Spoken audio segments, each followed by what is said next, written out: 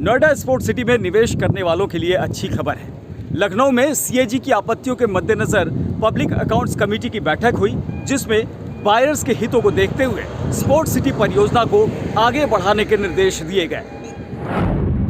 नोएडा प्राधिकरण ने साल 2008, 2009 से 2012, 2013 के बीच सेक्टर 78, 79, 101, 150 और 152 में स्पोर्ट्स सिटी के तहत बिल्डरों को भूखंड आवंटित किए थे।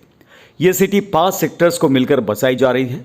इसके लिए एक सलाहकार कंपनी स्काईलाइन आर्किटेक्ट नियुक्त की गई है।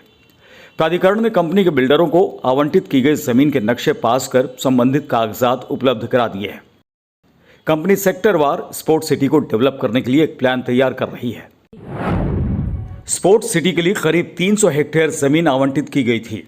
इस भूखंड पर बिल्डर को 70% हिस्से में खेल सुविधाएं, 28% में ग्रुप हाउसिंग और 2% हिस्से में व्यावसायिक गतिविधियों का प्रयोग करना था, लेकिन उन्होंने करीब 30% हिस्से में आवासीय संपत्ति बनाकर बेचना शुरू कर दिया। इस दौरान बिल्डरों ने खेल सुविधाएं विकसित करने के बजाय प्राथमिकता पर फ्लैट बनाकर बेच दिए, जबकि खेल सुविधाएं विकसित नहीं की। इसके बाद प्राधिकरण का करीब 8200 करोड़ रुपए बकाया भी नहीं दिया।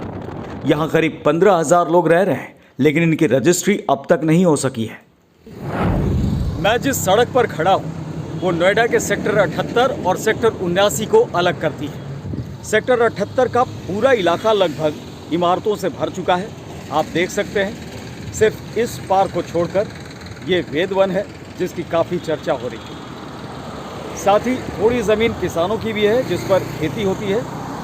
यानी यहाँ अब स्पोर्ट्स सुविधाएं विकसित होने की कोई गुंजाइश नहीं है। वहीं सेक्टर 79 में काफ़ी खाली ज़मीन पड़ी है और यहाँ पर गोल्फ कोर्स भी प्रस्तावित है। अगर अभी भी प्राधिकरण और बिल्डर्स गंभीरता से काम करें मिलकर, तो यहाँ पर 70% एरिया में खेल सुविधाएं विकसित की जा सकती हैं। सभी 5 सेक्टर में नोएडा प्राधिकरण ने मुख्य रूप से 4 बिल्डर को जमीन आवंटित की थी। इन बिल्डर्स में 3C ग्रीन डेवलपर्स को सेक्टर 78, सेक्टर 79 और सेक्टर 101 में, सेक्टर 150 के भूखंड संख्या 1 के लिए logics infra private limited developers को, भूखंड संख्या 2 के लिए 3C ग्रीन डेवलपर्स लिमिटेड और सेक्टर 152 में ATS होम्स प्राइवेट लिमिटेड को जमीन आवंटित की गई थी। सस्ते रेट पर प्राधिकरण से जमीन लेकर संबंधित बिल्डर ने मुनाफा कमाने के लिए अन्य छोटे बिल्डर्स को छोटे छोटे भूखंड बेच दिए। ऐसे में संबंधित सेक्टर्स में 4 भूखंड के 79 भूखंडों को बेच दिया। इस प्रोजेक्ट को तकरीबन 10 से 12 साल पहले शुरू किया गया था।